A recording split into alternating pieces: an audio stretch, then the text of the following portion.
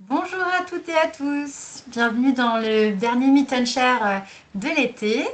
On est ravis de vous accueillir. On a trois orateurs aujourd'hui qui nous viennent de des hautes études de santé publique de Rennes et Paris, qui nous feront une présentation sur l'eye tracking. Euh, J'attends que tout le monde puisse se connecter et puis on va commencer doucement. On va commencer par une petite rappel de ce qu'est les Meet Share et le réseau Concept. Et puis après, on aura le plaisir d'avoir la présentation de Raphaël, Louise et Karine.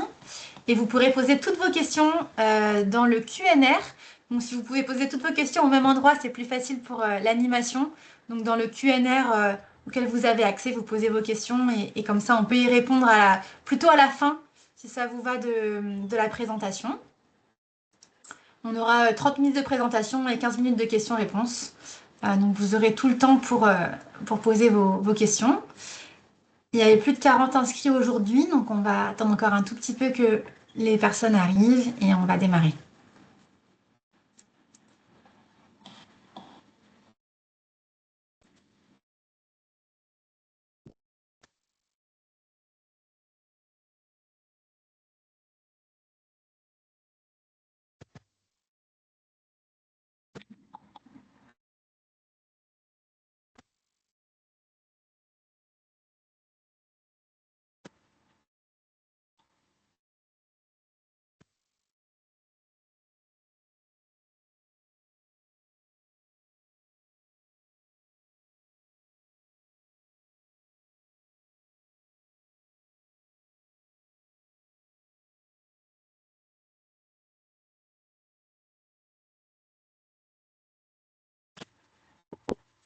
Le nombre d'inscrits se stabilise un peu, donc on va commencer doucement.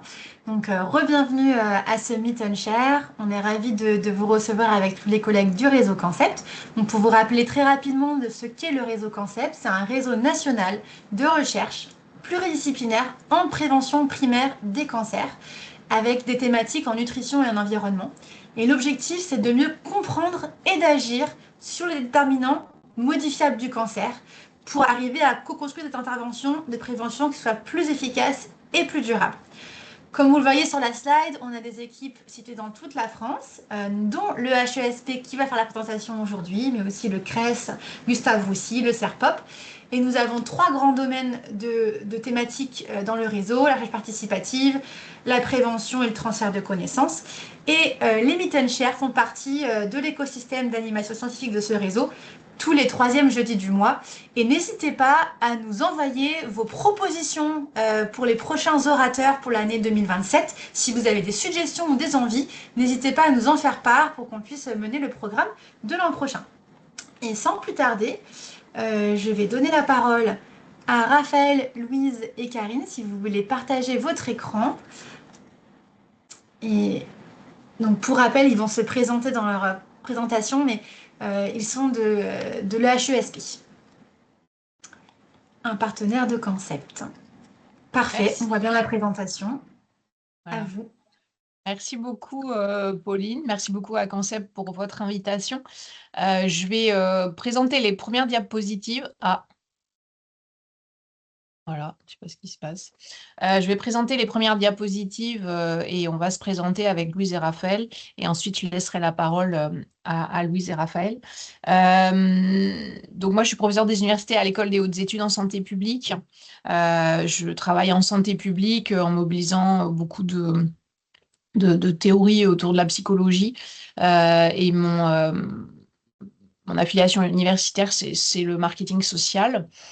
Voilà un peu, je vais vous expliquer les sujets sur lesquels on travaille dans l'équipe, mais du coup, je laisse la parole à Louise et Raphaël pour se présenter. Bonjour à tous, moi c'est Louise Perche, je suis ingénieure de recherche dans l'équipe de Karine Galopel-Morvan, j'ai un doctorat en psychologie et maintenant je travaille plutôt dans les applications de santé publique, donc en prévention. Et bonjour à toutes et tous, merci à Concept pour l'accueil. Moi je suis Raphaël Furon, je suis doctorant en marketing social, doctorant de Karine Galopel-Morvan. Et j'ai plutôt un profil en marketing, puisque j'ai fait un master en marketing à l'Institut de gestion de Rennes. Voilà, et donc cette fois, j'applique plutôt le marketing à la santé publique avec le marketing social. Voilà. Voilà pour nos présentations respectives. Alors, on est aussi membre de Concept avec beaucoup de plaisir. Voilà. Donc, on va passer à la deuxième diapositive, si tu peux, Louise.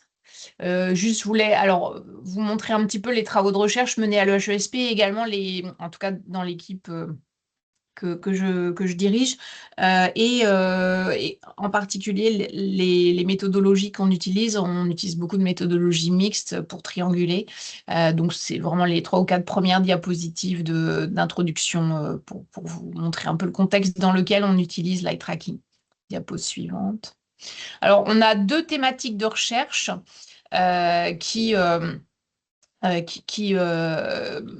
qu'on mobilise, sur lesquels on travaille. Donc, la première thématique, c'est autour de ce qu'on appelle les déterminants commerciaux de la santé. C'est-à-dire qu'on regarde un peu l'effet des pratiques marketing et de lobbying des industriels. Alors, on a un focus sur le tabac et l'alcool, sur les comportements de santé des individus, donc les jeunes, les patients, les élus, etc. Et on essaie de voir comment cet environnement commercial bloque l'adoption des comportements de santé favorables. D'ailleurs, on avait fait un webinaire concept sur les déterminants commerciaux de la santé, si ça vous intéresse. Et donc, dans ce contexte-là, on a développer un réseau qui s'appelle Réclame, qui a pour objectif de diffuser des informations et des connaissances sur cette thématique. Donc, on est présent sur LinkedIn. N'hésitez pas à nous suivre, ces réseaux Réclame avec un S on fait des colloques, on organise des colloques, etc. Et donc, on a tout un champ de recherche autour de ça. Alors, le deuxième champ de recherche, c'est celui dont on va vous parler aujourd'hui. En fait, on regarde aussi comment on peut contrer ces pratiques commerciales des industriels. Donc, tout ce marketing sur les bouteilles, avant les paquets de cigarettes, avant qu'on passe en paquet neutre, sur les packaging aussi de l'alimentation, les céréales. On ne travaille pas du tout sur l'alimentation, mais voilà, c'est un peu la même chose, la même idée. Donc, comment on peut faire pour contrer toutes ces pratiques-là de marketing et de lobbying des industriels avec différentes mesures de santé publique qui sont proposées par l'OMS ou les gouvernements ou les associations. Donc, par exemple, les avertissements pour les paquets de cigarettes ou l'alcool. Le paquet neutre, on a beaucoup travaillé sur le paquet de cigarettes. La régulation du marketing de l'alcool, est-ce qu'une loi comme la loi E20 est intéressante pour bloquer l'impact du marketing de l'alcool? Et puis, on travaille aussi plus largement sur des mesures environnementales qui permettent d'invisibiliser ou en tout cas de réduire la visibilité du tabac et donc de travailler sur la norme, avec en particulier un gros projet qu'on a là en ce moment, ce qui est de développer les campus universitaires sans tabac en France. Et l'étude qu'on va vous présenter là, en tout cas, le dispositif qu'on va vous présenter, l'eye tracking, et donc Louise vous présentera une étude en cours au niveau de l'Europe, c'est financé par Concept et par l'INCa, puisque c'est grâce à Concept et à l'INCa qu'on a pu développer cet axe-là au niveau de l'EHESP, qui est d'utiliser l'eye tracking dans nos recherches. Diapo suivante. Bon, je rappelle très vite parce que vous le savez, mais le tabac, c'est première cause de mortalité annuelle en France. Une consommation encore élevée, même si ça baisse, mais par rapport à d'autres pays, on est encore sur des niveaux de prévalence très élevés. Pour info, par exemple, l'Australie ou la Nouvelle-Zélande, on est à 6-7%. On est à moins de 10% dans beaucoup de pays du nord de l'Europe. Donc, vous voyez, nous, on est encore à 25%. Donc, il y a de la marge. Et on constate une diminution très forte du tabagisme chez les jeunes en France depuis quelques années, mais parallèlement une augmentation du vapotage, ce qui peut être inquiétant par rapport à l'addiction à la nicotine. Diapo suivante. Pour l'alcool, donc deuxième cause de mortalité évitable en France, qui cause évidemment les cancers, etc., mais aussi des accidents de la route, des violences, abus sexuels. Et si on regarde la prévalence autour des consommations d'alcool qui vont au-delà des repères de consommation à moindre risque, diffusés régulièrement par Santé publique France, c'est-à-dire pas plus de 10 verres standards par semaine, pas plus de 2 verres par jour et des jours dans la semaine sans consommation, on est à plus de 20% des Français de 18-75 ans qui sont au-delà de ces consommations à moindre risque. Diapo suivante. Alors, pour étudier les sujets là, dont je vous ai parlé, le marketing, le lobbying, et puis l'impact des mesures de prévention pour contrer et l'efficacité pour contrer ce marketing des industriels de tabac et de l'alcool, on déploie différentes méthodes. Selon aussi la pertinence de la méthode par rapport à l'objectif. Et puis aussi pour trianguler, pour essayer de voir sous différents angles si finalement on retrouve les mêmes conclusions, les mêmes résultats, parce que en fonction des méthodes, vous avez des biais. Voilà. Donc plus vous multipliez les méthodes et plus vous réduisez finalement au total les biais propres à chaque méthode. Enfin, réduisez, non, mais en tout cas, vous les palliez par d'autres méthodes, ce qui nous permet d'avoir des comparaisons de résultats sur des méthodologies différentes.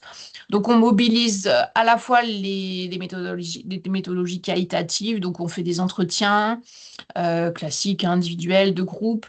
Dans certains cas, surtout quand on analyse le lobbying des industriels, on utilise beaucoup l'analyse documentaire. Donc, on regarde ce qui se passe dans la presse, par exemple, soit la presse classique, quotidienne, soit la presse professionnelle. On regarde un peu les argumentaires des industriels sur différents sujets qu'on étudie, la hausse des taxes, les avertissements sanitaires alcool aussi.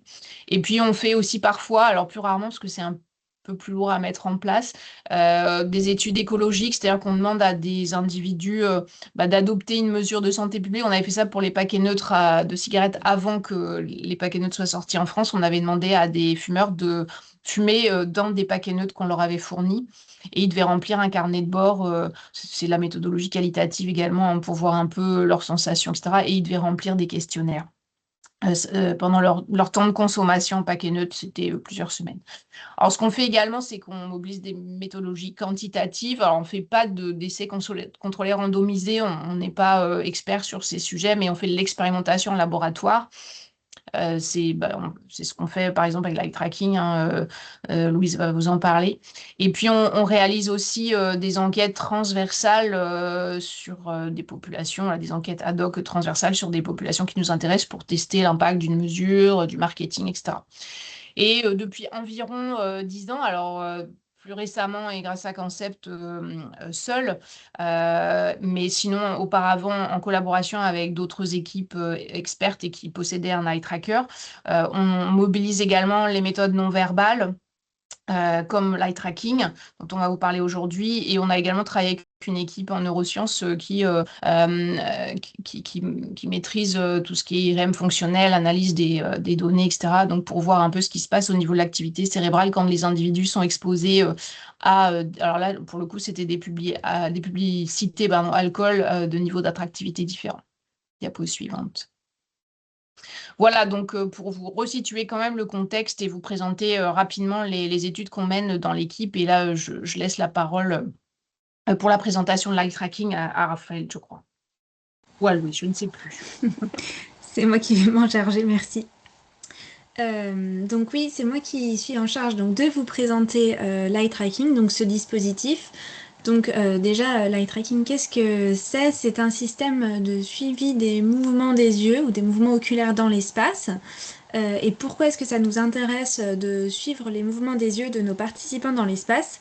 Eh bien, c'est parce que il y a une hypothèse posée il y a fort longtemps que là où les yeux se posent dans l'espace, c'est ce que les individus sont en train de traiter d'un point de vue cognitif. Ou en tout cas une partie de ce qu'ils sont en train de traiter d'un point de vue cognitif. Donc finalement, savoir où se pose le regard de nos participants, ça nous permet de comprendre qu'est-ce qu'ils sont en train de traiter cognitivement, ce sur quoi ils sont en train de porter leur attention visuelle. Il existe différents types de dispositifs d'eye tracking. Donc ceux qui sont apposés directement sur des écrans, ceux qui sont portables, et puis tout un tas d'autres dispositifs que vous pouvez ajouter ou intégrer aussi à différents autres types de technologies, comme dans des casques de réalité virtuelle, mais aussi dans des simulateurs de conduite, etc. Ces différents dispositifs, ils vont avoir des fréquences d'échantillonnage qui sont différentes et donc aussi des différentes qualités de données. Donc c'est important de, si on s'intéresse à l'eye tracking, de bien choisir son dispositif adapté aux données qu'on a envie de traiter derrière.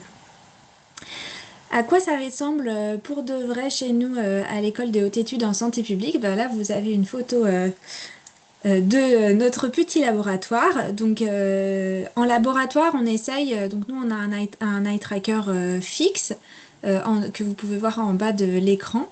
On essaye donc de contrôler un maximum la situation dans laquelle le participant est. Donc on contrôle la luminosité, on a bien sûr un double poste qui nous permet de suivre ce qui se passe en direct pour notre participant. Un brise-vue aussi pour diminuer un peu cet effet du chercheur qui vous regarde faire la tâche. Et puis on peut retrouver aussi dans certains laboratoires une mentonnière pour bien stabiliser la tête des participants et essayer de neutraliser au maximum les mouvements de leur tête. L'idée ici, c'est que l'eye tracking, ça peut être utilisé dans beaucoup de situations différentes et dans un continuum d'endroits qui vont vraiment de très peu contrôlés, par exemple via une webcam ou avec un eye tracker mobile dans la rue, à des situations en laboratoire qui peuvent être pour le coup vraiment très contrôlées. Et pareil, ce sont des choses qu'il faut bien réfléchir en amont avant d'utiliser ce type de dispositif. Donc l'oculométrie, comment est-ce que ça fonctionne? On va avoir la combinaison de deux techniques. L'idée, c'est que l'eye tracker, il va filmer votre œil et il va détecter le contraste qu'il peut y avoir entre la couleur de votre pupille et la couleur du reste de l'œil pour en déduire la position de votre pupille dans l'espace. Donc ça, c'est la première technique. Et puis la deuxième technique, c'est ce que vous pouvez voir aussi sur cette photo, c'est-à-dire qu'en fonction de l'orientation du regard, la lumière qui est envoyée vers l'œil ne va pas être réfléchie exactement de la même manière. Et c'est ce qu'on appelle la réflexion cornéale. Donc en fait, le dispositif d'eye tracking, il envoie une lumière infrarouge vers votre œil. Infrarouge pourquoi? Ben, tout simplement pour que ça ne vous gêne pas, parce que nous, l'infrarouge, on ne le voit pas. Donc une lumière infrarouge vers l'œil. Et cette lumière, elle va se refléter de manière différente en fonction de l'orientation de votre regard. En combinant donc ces deux techniques, le dispositif d'eye tracking va combiner donc toutes ces informations et construire un modèle vectoriel complexe de l'œil dans l'espace qui permet aussi de neutraliser les micro-mouvements de tête des participants. Et c'est ce pourquoi la calibration dans l'eye tracking, c'est très important parce que pour avoir une bonne qualité de données, on a vraiment besoin d'adapter le modèle de l'œil à chaque participant. Quand on regarde une scène, qu'est-ce qui se passe? D'un point de vue très simple, on va reconstruire en fait ce qu'on voit dans la réalité. Donc il y a un peu parfois une perception que tout ce qu'on voit, c'est exactement ce qui se passe dans notre environnement, mais c'est pas tout à fait ce qui se passe pour de vrai. Quand on explore une scène, on va avoir une combinaison de points de fixation, c'est-à-dire quand notre regard est fixe, et de ce qu'on appelle des saccades, c'est-à-dire des sauts ou des mouvements de l'œil entre des points de fixation. Ce qui va se passer, c'est que les fixations, ce sont les seuls moments où notre œil voit vraiment net et va aller chercher l'information dans la scène. Donc, en fait, notre cerveau va reconstituer ensuite une représentation cohérente de la scène à partir des fixations que votre œil a pu capter dans l'environnement. Donc, dans nos données, on arrive à avoir des très jolies images de heatmap que vous avez peut-être déjà vues. Mais comment est-ce qu'on fait pour traiter ensuite toutes ces données de localisation de l'œil? Il y a deux grandes étapes. Donc, l'une d'entre elles, c'est de déterminer ce qu'on appelle les zones d'intérêt. Ce sont des zones qui sont délimitées a priori par le chercheur dans les stimuli qu'il va présenter. Donc, par exemple, si je présente un paquet de cigarettes avec un avertissement sanitaire, j'aurai probablement des hypothèses sur à la fois le marketing du paquet, l'environnement marketing du paquet de cigarettes, l'image de l'avertissement sanitaire et peut-être aussi le message écrit de l'avertissement sanitaire. Donc on détermine des zones. Et ensuite, le dispositif d'eye tracking va nous permettre d'avoir différentes mesures à l'intérieur de ces zones pour vérifier est-ce que quand on présente un paquet de cigarettes avec un avertissement sanitaire, les participants regardent plutôt l'image, le message ou le marketing. Et ces mesures, elles doivent être aussi bien choisies en amont par le chercheur, pardon. Donc en fait, le dispositif d'eye tracking, il permet de mesurer à la fois le temps, à la fois le nombre de fois dans lesquelles le nombre de fois où vous allez regarder chaque zone, mais aussi votre parcours dans l'espace, le nombre de visites, etc.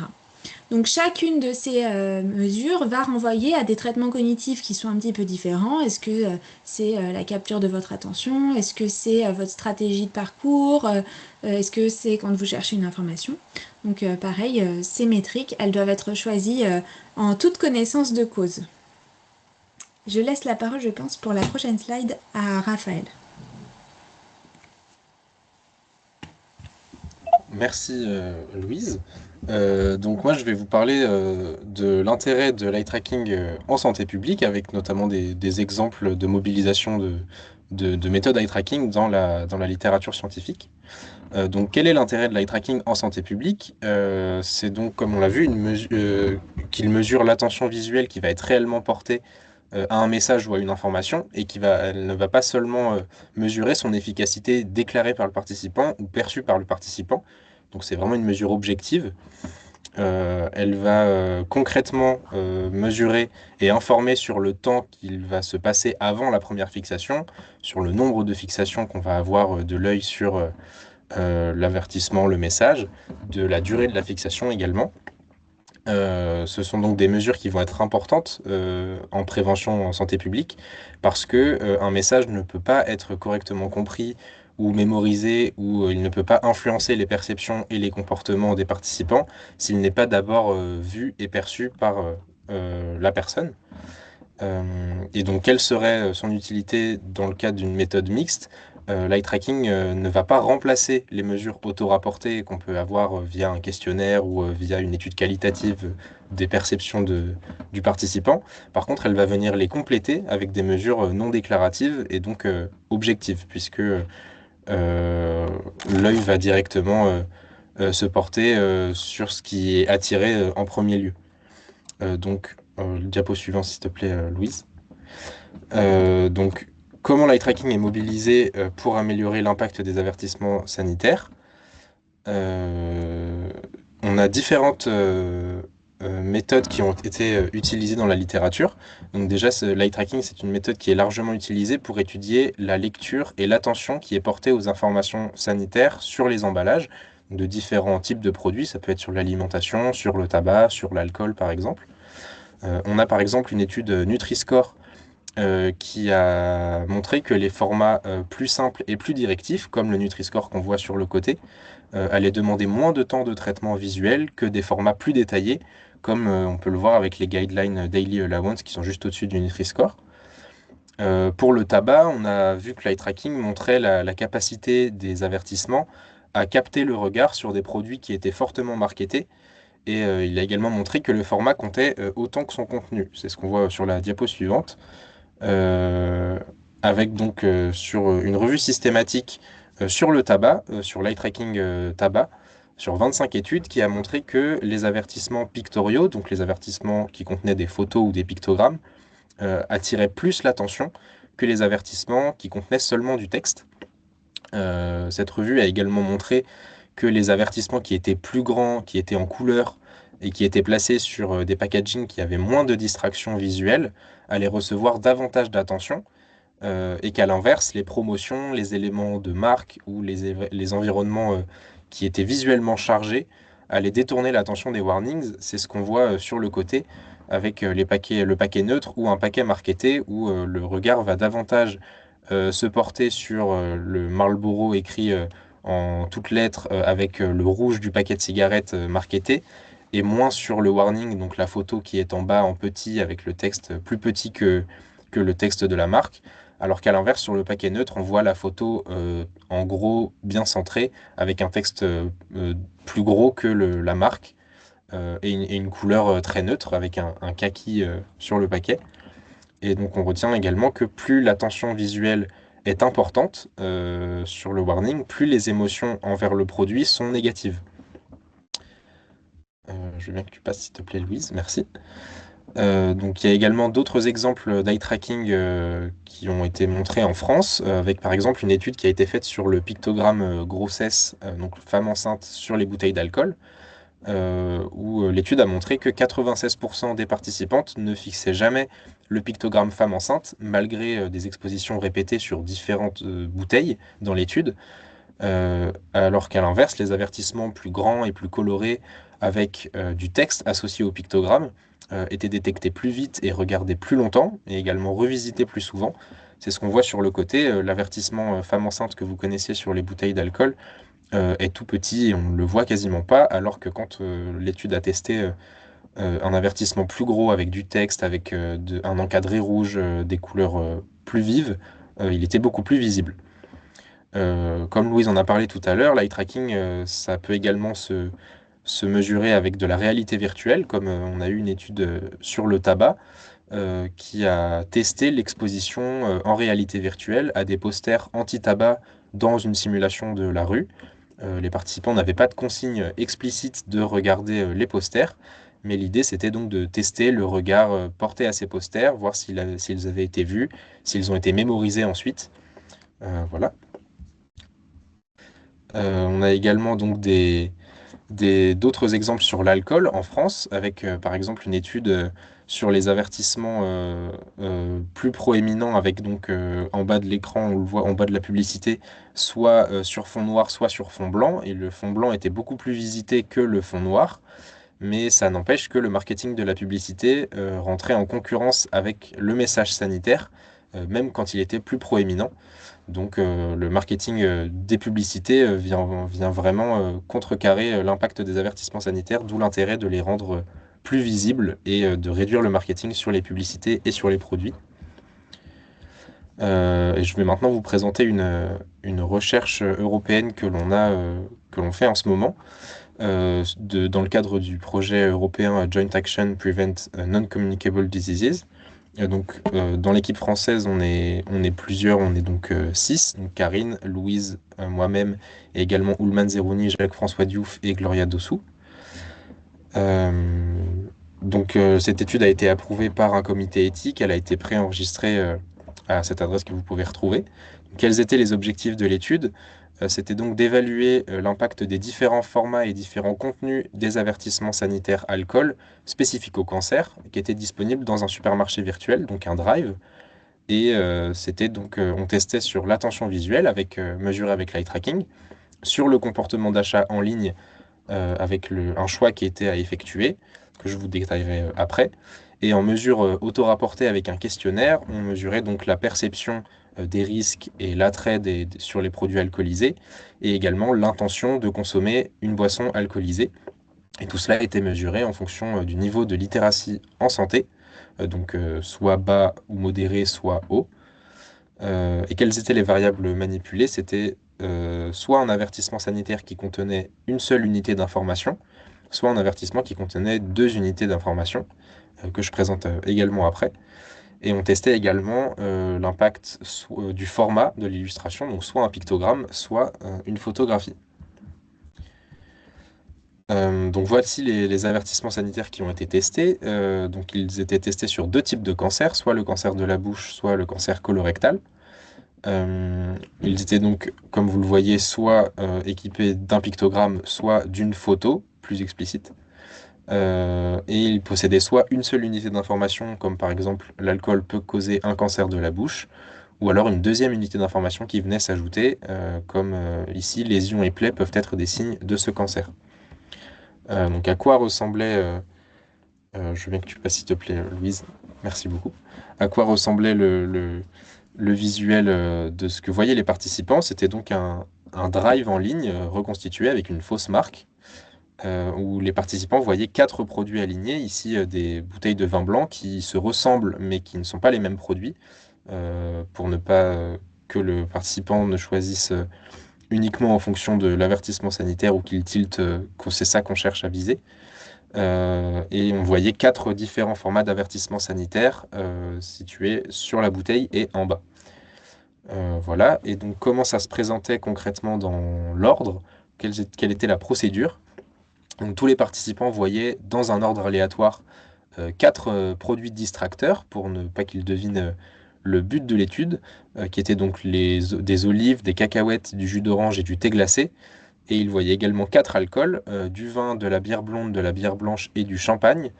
Et on leur disait qu'ils devaient choisir ces 8 produits pour organiser un apéritif chez eux avec des amis.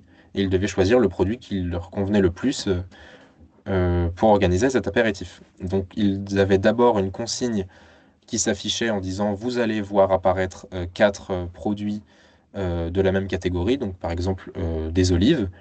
Vous devez choisir celui qui vous convient le mieux. Et avant que les 4 produits apparaissent, ils avaient une petite croix de fixation qui apparaissait 2 secondes. Cette croix de fixation, elle permettait de détourner le regard du centre de l'écran, de l'emmener plutôt vers le côté pour qu'on puisse repérer quelle était la première fixation une fois que les produits apparaissaient. Donc, quelles étaient les données que l'on a analysées? On a donc analysé les données de 221 participants, dont 123 femmes. La moyenne d'âge était de 34 ans et l'écart type de 9,36. On avait 102 participants avec un niveau plutôt bas ou modéré de littératie en santé et 119 avec un haut niveau de littératie en santé. Et c'était une étude en partenariat avec des Lituaniens. Donc on a croisé nos données. Nous, on a interviewé 112 participants français et eux, 109 Lituaniens. Et quels étaient donc ce que l'on a mesuré dans cette étude? Au niveau des mesures auto-rapportées, donc via un questionnaire qui était après l'étude d'eye tracking, et on mesurait donc leur attention auto-rapportée, leur compréhension des avertissements, leur émotion, leur conscience des risques, la crédibilité et également l'efficacité qu'ils ont perçue pour réduire les risques. Et qu'est-ce qu'on mesurait via eye tracking, donc en mesure objective? C'était via donc des aires d'intérêt, comme l'a présenté Louise tout à l'heure, avec les durées et le nombre de fixations dans chaque aire d'intérêt, l'aire d'intérêt de la première fixation, et enfin le nombre de visites dans chaque aire d'intérêt. Et les aires d'intérêt présentées, je veux bien que tu passes s'il te plaît Louise, étaient donc celles-ci. On avait la bouteille, majoritairement donc la bouteille de manière générale, le petit avertissement sanitaire qui était fixé sur la bouteille, et enfin le même avertissement sanitaire mais écrit en plus gros sous la bouteille. Voilà. Je vais laisser la parole à Karine pour la conclusion, je crois. Oui, merci beaucoup Raphaël. J'en profite pour remercier vraiment Louise et Raphaël pour l'excellent travail qu'ils font sur ce sujet avec la méthodologie eye tracking et sur ces thématiques, hein, puisqu'on a réussi à, comme le disait Raphaël, à faire 112 passations en un temps relativement court. Donc voilà, on espère publier assez vite les résultats. Alors en termes de conclusion, hein, quelques éléments de recul par rapport à cette méthodologie qu'on mobilise depuis quelques années, comme je vous l'ai dit. Donc vous l'avez compris, mesure objective de mesure de l'attention visuelle, ce qui est toujours intéressant dans les recherches, puisqu'il y a quand même un certain nombre de biais liés au déclaratif. Donc ça peut être une méthode utilisée en combinaison du déclaratif pour pallier ces biais. Alors moi, l'intérêt que j'y trouve en particulier, étant donné nos sujets de recherche, c'est vraiment d'étudier comment, parce que ça c'est très peu pris en compte par les acteurs en santé publique, hein, comment la concurrence, hein, le marketing que vous avez vu sur les différents stimuli, que ce soit des paquets de cigarettes ou des bouteilles, comment ça peut rentrer en concurrence et comment ça peut vraiment réduire l'impact ou l'efficacité de certains messages de santé publique, ce qui permet donc vraiment d'objectiver ça, ne serait-ce parce que si un message de prévention n'est pas, à minima, n'attire pas l'attention, c'est mort pour le reste du processus de persuasion, hein. Vous vous doutez bien bien que s'il n'est pas vu. Bon, après, il y a d'autres choses qui rentrent en ligne de compte. Il y a l'acceptabilité, la mémorisation, l'attitude, l'influence sur le comportement. Mais si déjà, au niveau de l'attention, le message n'est pas du tout vu parce qu'il est noyé dans un marketing très, très bien réfléchi et très intense, on ne va pas plus loin et le message est déjà plus du tout efficace. Alors, ce que l'on constate, alors parfois on trouve des différences, donc c'est pas toujours simple à expliquer, mais c'est vraiment important de combiner ces mesures objectives eye tracking avec de l'auto-rapporté. Donc comme on vous le disait, c'est à chaque fois dès qu'on fait de l'eye tracking, il y a aussi un questionnaire derrière pour mesurer à peu près la même chose, enfin pas l'attention, mais sur et puis aussi, si on peut mesurer aussi l'attention en déclaratif, mais aussi on complète pour mesurer les intentions comportementales, l'intention d'acheter, de réduire sa consommation d'alcool, de tabac, ce que ne mesure pas évidemment l'eye tracking. Donc c'est une des limites, c'est qu'on est vraiment focus sur la première étape du processus de persuasion. Je trouve, alors ça fait une dizaine d'années que je connais ces techniques, la technologie est plus accessible qu'avant. Il me semble moins difficile à prendre en main, ne serait-ce que par rapport au logiciel. Il y a plusieurs entreprises qui proposent ces dispositifs et les logiciels associés. C'était beaucoup plus complexe auparavant. Alors, bon, il faut quand même des experts, c'est pour ça que Louise a été embauchée. Mais je pense qu'on peut, enfin, peut-être que Louise, tu pourras en dire un mot là-dessus, mais je pense que même pour un non-expert, on peut quand même se former dans des délais raisonnables pour pouvoir s'approprier le matériel, le logiciel, etc. Donc là, il y a eu un vrai effort de la part des fournisseurs, des entreprises pour rendre le dispositif et les logiciels plus conviviaux et plus simples. Bon, ils ont aussi intérêt à ce que de plus en plus de chercheurs l'utilisent. Mais bon, malgré ça, comme je vous le disais, bon, il faut quand même avoir un minimum de compétences, bon, techniques, certes, mais aussi au niveau des méthodes expérimentales, parce que c'est souvent ce genre de choses qu'on utilise. Ce genre de méthode qu'on utilise dans l'eye tracking.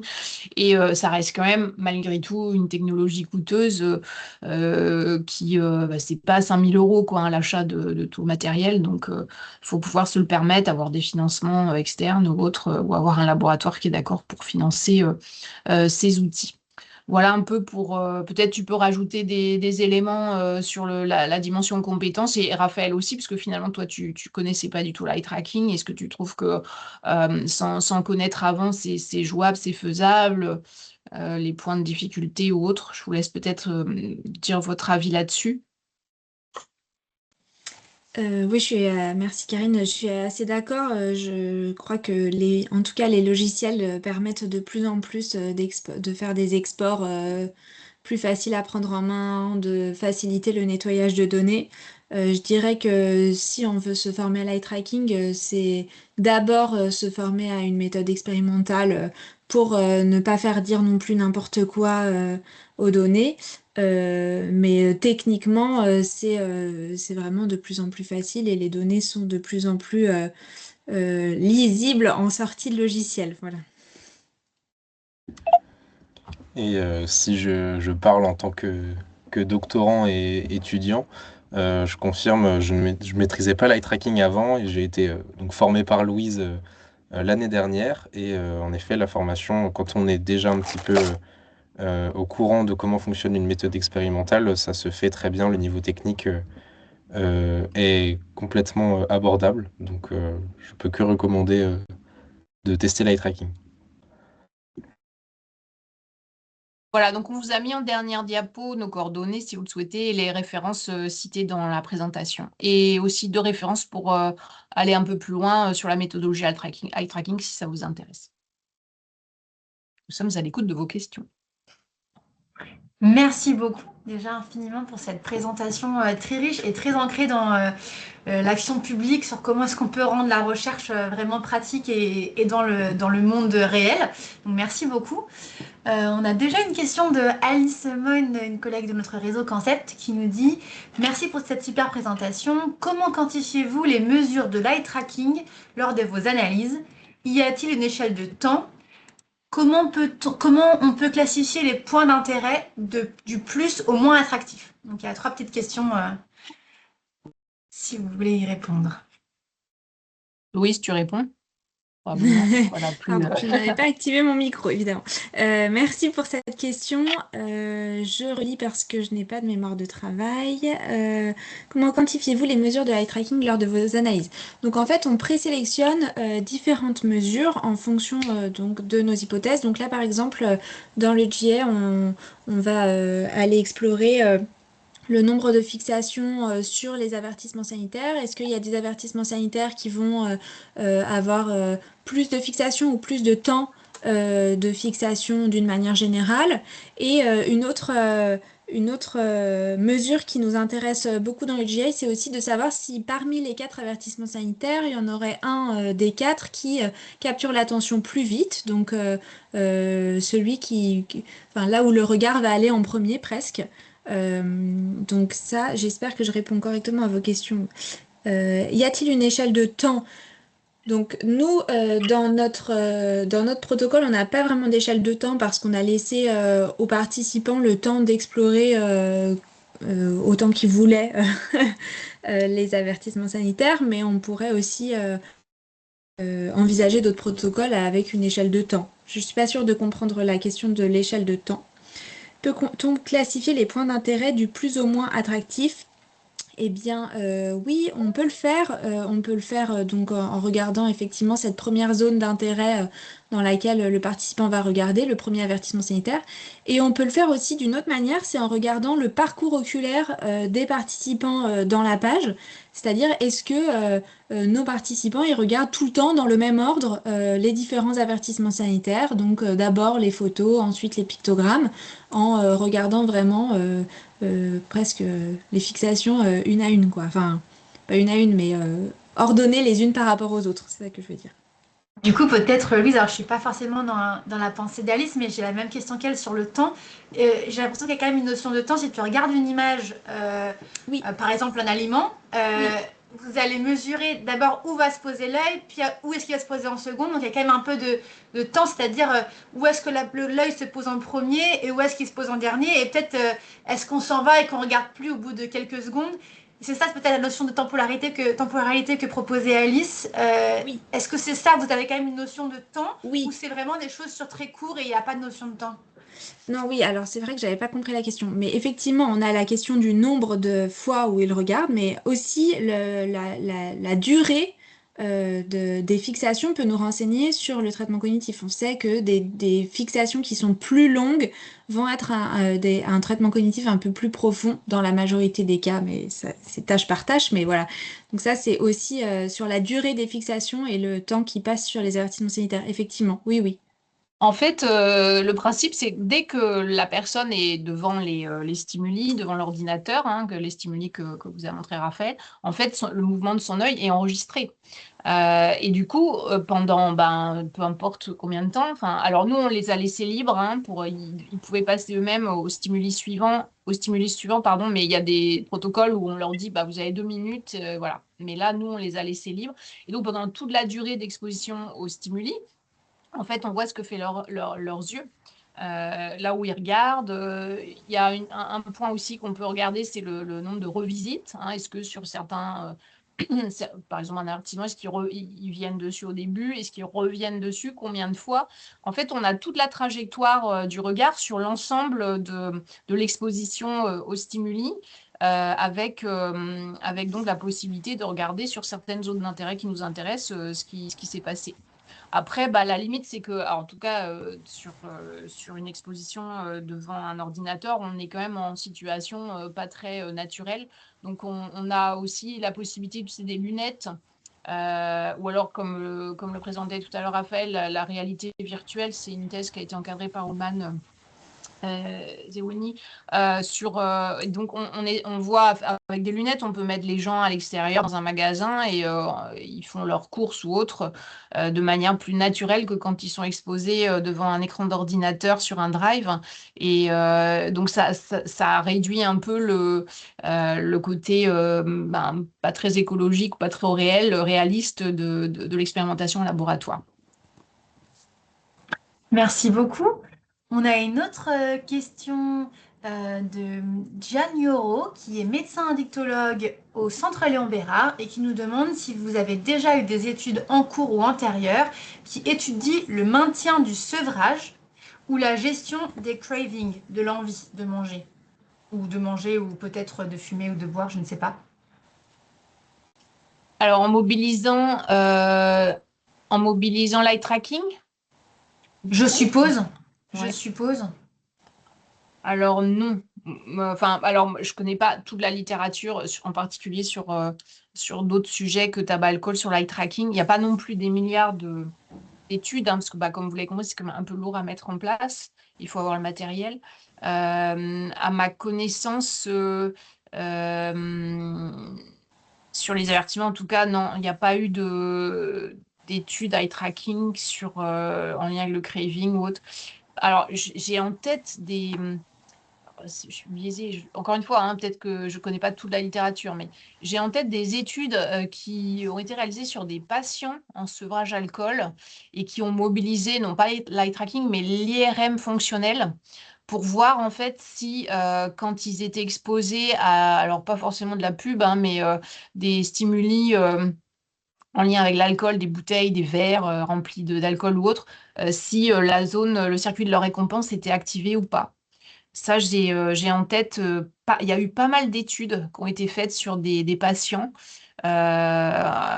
qui sont en sevrage, alors plutôt sur le sevrage alcool, mais sur l'eye tracking, pas. Mais encore une fois, je connais pas bien toute la littérature, mais pas à ma connaissance. Sur l'eye tracking alcool, en tout cas, et sur les sujets qui nous intéressent, les avertissements, c'est sûr que non, hein, ça n'a pas été testé sur des patients. Aussi, peut-être, Louise, je ne sais pas. C'est souvent sur des plus jeunes ou de la population classique, mais il y a peut-être quelques études qui ont été testées sur des patients, ça ne me dit rien. Ça me dit rien, j'ai l'impression que c'est surtout un contrôle, c'est-à-dire on s'assurerait plutôt que nos avertissements ne déclenchent pas de craving, mais ce serait plutôt un contrôle dans les études qu'une variable a priori. C'est mon impression. De mémoire, j'ai deux collègues qui travaillaient au Danemark et au Québec, qui travaillaient sur l'eye tracking, sur l'alimentation, food reward et craving. Je vais peut-être mettre les liens si tu veux que je me rappelle. Mais je ne sais pas que c'était des patients, c'était l'équipe de Steno Diabetes Center à Copenhague. Et ils regardaient en fait où est-ce qu'on regardait, si c'était plutôt le gras, le sucré, le salé, et en fonction du poids, par exemple, des patients en lien avec le LFPQ, enfin un outil qu'on utilise pour mesurer les récompenses alimentaires. Donc ça, je sais que ça existe et je crois qu'il y a d'autres collègues au Québec, au Canada qui travaillaient aussi sur craving et eye tracking. J'essaierai de trouver pour les mettre dans le chat. Alors, en tout cas, nous, on ne connaît pas du tout la littérature sur la food, hein, mais sur, en tout cas, les dispositifs de labeling, là, le nombre d'études mobilisant l'eye tracking est très, très supérieur dans le domaine de la food, hein, avec des choses comme Nutri-Score ou autres, en comparaison avec les études qui ont mobilisé l'eye tracking en tabac et encore pire en alcool. En alcool, on est un petit peu derrière. En tabac, il y a un peu plus et sur la food, il y a beaucoup d'études ayant mobilisé l'eye tracking pour regarder un peu ce qui se passe au niveau des food labeling, là. Mm. On a une autre question d'Anne-Fleur Jacquemot, toujours dans l'équipe Concept. Merci beaucoup pour cette présentation. Quels transferts de connaissances sont prévus vers les législateurs afin qu'ils puissent utiliser ces données pour des réglementations? Bon, bah merci beaucoup Anne-Fleur pour cette question un peu déprimante, tu vas voir pour la réponse. Alors, disons que bah, nous, toutes les études qu'on fait, de toute façon, elles sont financées par des acteurs en santé publique qui relaient ou qui, en tout cas, essayent de diffuser des informations sur les résultats, donc comme l'INCa ou l'IRESP ou autres. Donc, bah, les études qu'on a réalisées sur l'alcool, on a publié, on présente ça dans des revues, pardon, dans des conférences en santé publique. On travaille beaucoup avec des associations qui relaient aussi ces résultats pour faire leur plaidoyer. Mais malheureusement, comme tu le sais peut-être, sur l'alcool, il n'y a pas grand-chose qui bouge.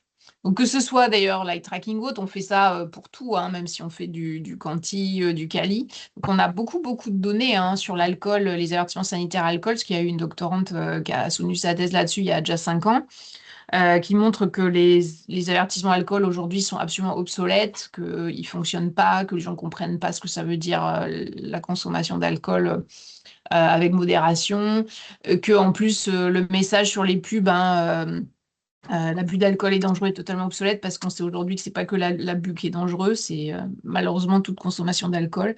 Donc ça, on diffuse régulièrement, les associations reprennent, mais malheureusement, au niveau de l'alcool, il n'y a absolument rien qui bouge hein, parce qu'on a des lobbies extrêmement forts qui vont même jusqu'à bloquer les campagnes de prévention proposées par Santé publique France, comme vous le savez certainement. Il y a eu plusieurs campagnes nationales qui ont été bloquées, dont le défi de janvier, hein, qui était normalement au départ censé être porté par Santé publique France et qui a été au final repris par les associations parce qu'il y a eu une censure du gouvernement.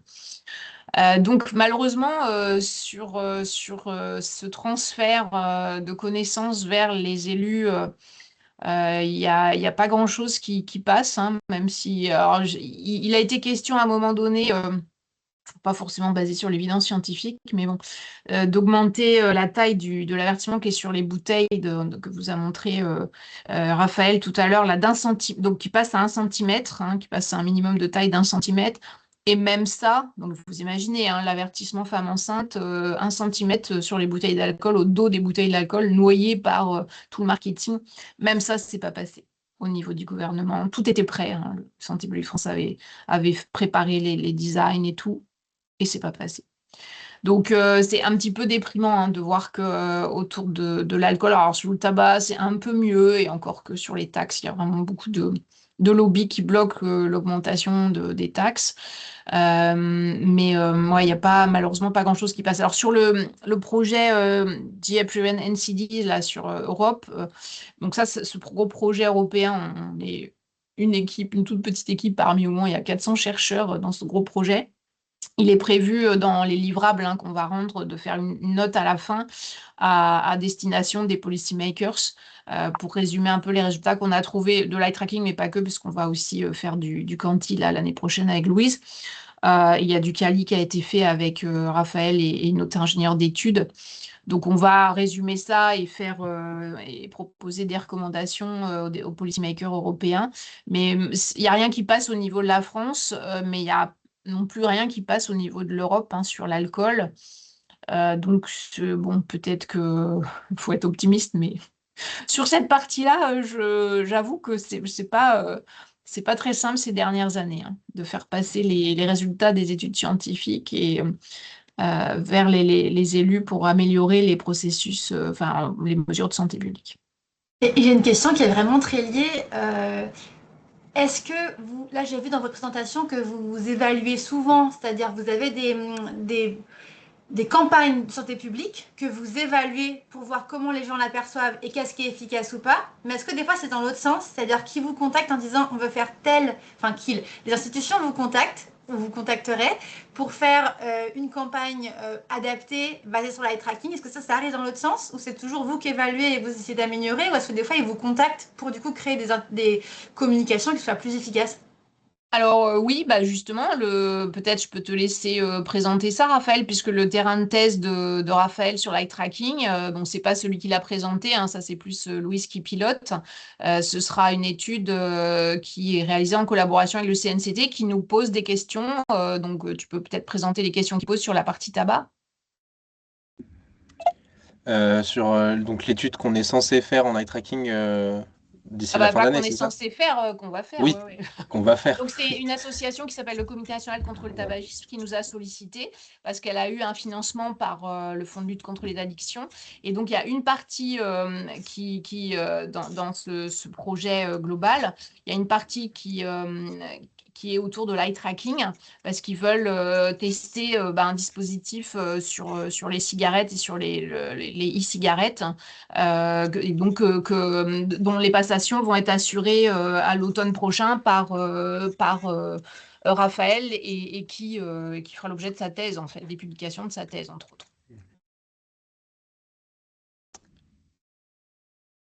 Donc, tu veux pas nous dire ce Ah sur bah quoi non, ils pardon, veulent. je vais pas. Non, non, donc l'idée, c'est oui, c'est le Comité national contre le tabagisme qui a donc passé commande pour qu'on puisse présenter donc une étude eye tracking où l'idée c'est donc de tester des avertissements sanitaires à poser directement sur la cigarette et sur la cigarette électronique et non pas seulement sur le paquet et de voir donc encore une fois tester l'attention portée à ces avertissements et voir si une cigarette neutre serait plus efficace qu'une cigarette classique blanche ou une cigarette marketée un avertissement sur une cigarette neutre serait plus efficace qu'un avertissement sur une e-cigarette marketée, ce genre de choses. Voilà, donc en effet, pour le coup, c'est les institutions qui sont venues pour nous demander de réaliser cette étude. Après, au-delà de l'eye tracking, parce que l'eye tracking, c'est quand même très particulier et bah, il n'y a pas forcément beaucoup de gens qui connaissent, hein, déjà, hein, il faut connaître. On est quand même très en lien, mais c'est comme le réseau Concept, hein, voilà, on est tous très en lien avec les acteurs à la fois de agences publiques, mais aussi ONG, associations qui nous sollicitent. Alors, on peut suivre ou pas, bah, ça dépend de notre temps et de notre financement, hein, bien sûr, mais qui nous sollicitent sur pas mal de sujets. Par exemple, le paquet neutre, ça, c'est vraiment des sollicitations aussi d'associations. Les études, donc c'est beaucoup le CNCT, les études sur l'alcool. Ben, il y a eu une partie des études sur l'alcool autour du marketing financé par Addiction France. Pareil, hein, dans le cadre d'un projet financé par le Fonds de lutte contre les addictions, piloté par Addiction France. Et donc, il y a une partie étude qui nous est qui est sous-traité par le HESP. Là, c'était pas sur l'eye tracking, c'était sur des études qualitatives et quantitatives. Mais oui, on est, alors, pour différentes raisons, on est au cœur des acteurs de santé, parce que déjà, le HESP, on est au cœur des acteurs de santé. Et puis, vu que ça fait quand même longtemps qu'on travaille sur ces sujets, bah, les associations ou les acteurs de santé publique institutionnelle nous connaissent. Donc, on peut collaborer, ouais. Bien sûr. Ah bah, très intéressant. Je regarde si on a une autre question, mais j'ai pas l'impression. N'hésitez pas s'il vous reste encore une ou deux questions à poser à nos invités. Et j'en profite pour rectifier. Il y a encore un Meet and Share en juillet, le 16 juillet, par Sylvia Rossi. Et ça sera sur la recherche participative. Elle va nous présenter les travaux du groupe du 13. Donc, petite erreur de ma part, n'hésitez pas à vous inscrire nombreux, ça va être une présentation très intéressante, surtout que le groupe du 13 a réussi à avoir une publication là, de ce qu'ils ont fait depuis les dernières années. Donc, elle va nous le présenter le 16 juillet. Donc, n'hésitez pas à vous inscrire. Et puis, bien sûr, vous pouvez retrouver tous les replays sur la chaîne YouTube de Concept et des Meet and Share. Donc, n'hésitez pas si vous avez manqué, vous voulez les revoir. Est-ce qu'on a des questions? J'ai l'impression qu'on n'en a plus. Je ne sais pas si vous avez un dernier mot, un conseil, une recommandation, un partage que vous voulez faire sur l'eye tracking de votre côté. Quelque chose que vous aurez voulu savoir avant ou quelque chose que vous recommandez aux autres ou un projet de recherche dans lequel vous aimeriez vous investir. Je ne sais pas si vous voulez conclure sur un sujet. Alors, moi, sur les projets de recherche, j'en ai déjà trop. Donc, du coup, malheureusement, non. Mais non, mais par contre, bon, un petit message pour les chercheurs, puis après, je laisserai peut-être Louise et Raphaël conclure. C'est clair que enfin, pour décrocher des financements, c'est une vraie plus-value.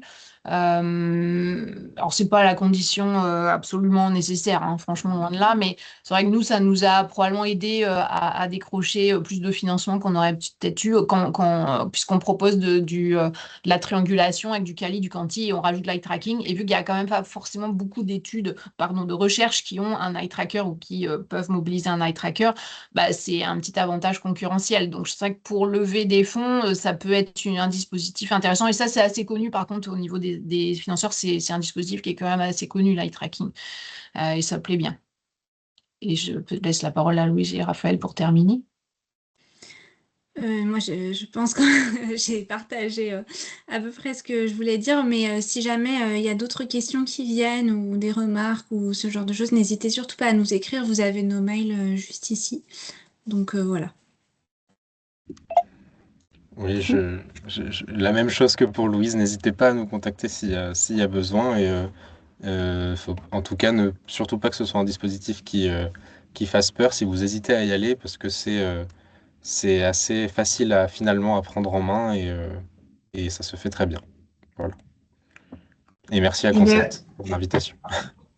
moi aussi, de la part de toute l'équipe Concept, je vous remercie infiniment pour votre présentation dynamique et très intéressante sur l'eye tracking et l'impact que ça peut avoir de son utilisation sur le tabac et l'alcool. Et on vous remercie encore grandement et on n'hésitez pas à vous connecter pour les prochains Meet and Share de juillet. Et en attendant, à bientôt sur LinkedIn et sur YouTube. Merci à tous. À bientôt.